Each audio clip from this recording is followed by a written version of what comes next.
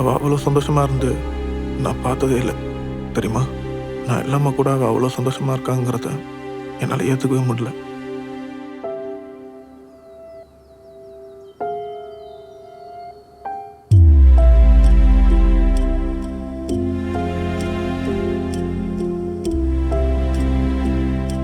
நல்லா பெரிய பொண்ணு மாதிரி ரொம்ப அழகாக இருந்தான்.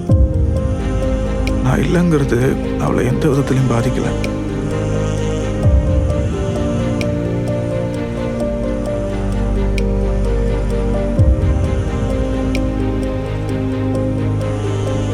எதுவுமே நடக்காத மாதிரி எல்லாத்தையும் மறந்துட்டு ரொம்ப சந்தோஷமா இருக்கா.